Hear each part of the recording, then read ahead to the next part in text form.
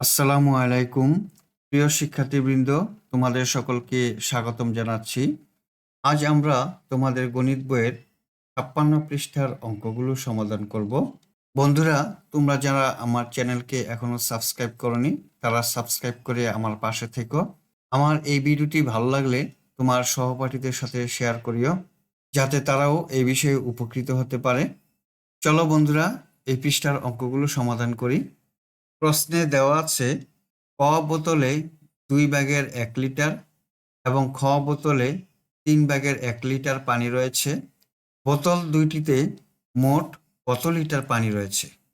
যেহেতু মোট বলেছে, তাহলে আমরা অবশ্যই এই দুইটি সংখ্যা যোগ করব। দুইটি বোতলের মোট পানির পরিমাণ বের করার জন্য যোগ করব। গাণিতিক বাক্যটি দেওয়া আছে 2 ভাগের 1 যোগ 3 ভাগের 1 সমান, এই খালি ঘরে আমরা যোগফলটি বসাবো। 2 ভাগের 1 যোগ 3 ভাগের 1।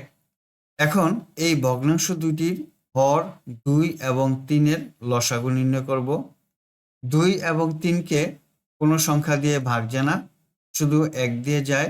2 একে 2 এবং 3 একে 3, তাহলে লসাগু হলো 2 গুণন 3 সমান 6। লসাগু 6 হওয়ার কারণে আমরা এই দুইটি ভগ্নাংশের সমহর করতে পারলাম। এখন 2 এর জায়গায় 6 হবে এবং 3 এর জায়গায় 6 হবে।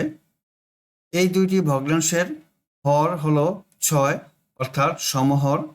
তাই আমরা দুইটি 6 থেকে একটি 6 কমন নিলাম, এখানে লিখলাম 6।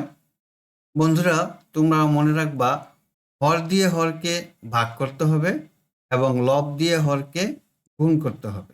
এই ভগ্নাংশের হর হলো 2। 2 দিয়ে এই ভগ্নাংশের হর 6কে ভাগ দিব, ভাগফল 3। 3 দিয়ে 1কে গুণ দিব, 3 কে 3।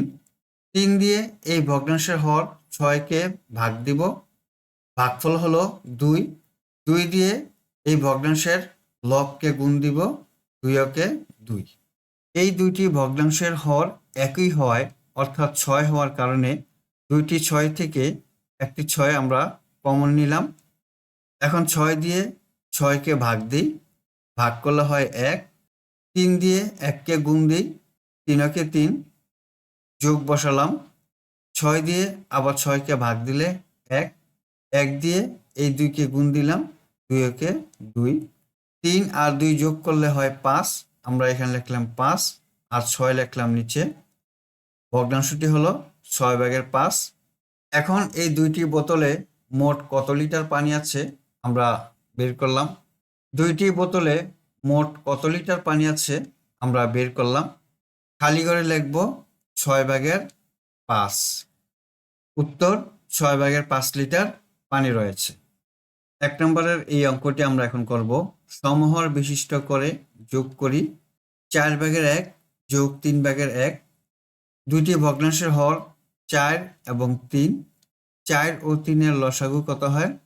এই দুইটি সংখ্যায় কোনো সংখ্যা দিয়ে ভাগ যায় না, তাহলে লসাগু হবে 4 গুণন 3 সমান 3 4 12। ভগ্নাংশ দুটির সমহর হলো 12।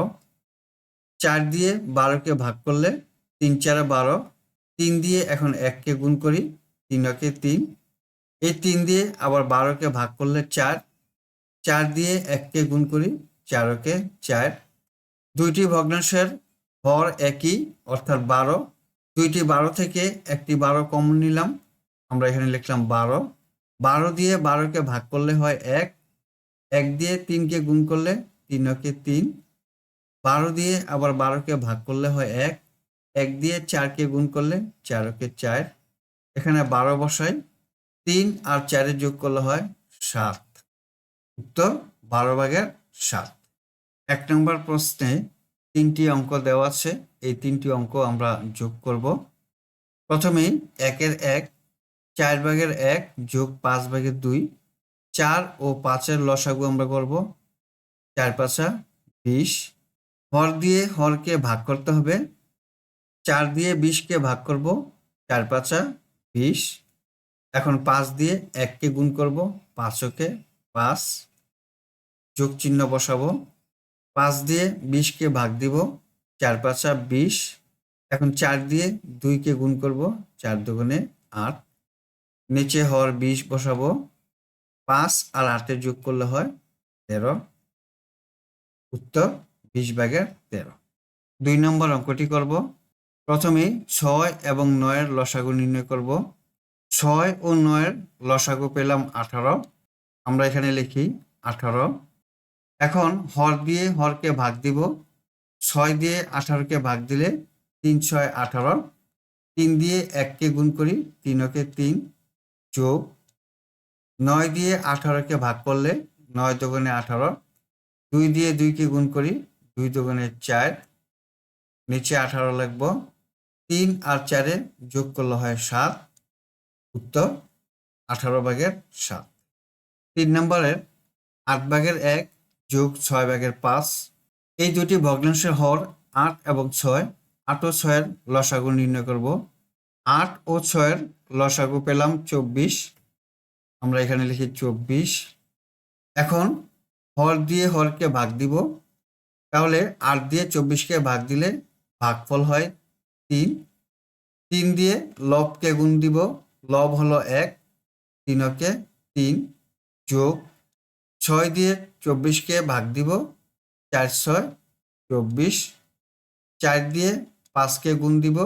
4 5 20। 20 আর 3 যোগ দিব, যোগফল হবে 23।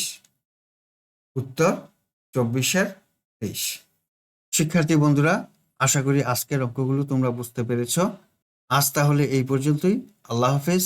আসসালামু আলাইকুম ওয়া রাহমাতুল্লাহ।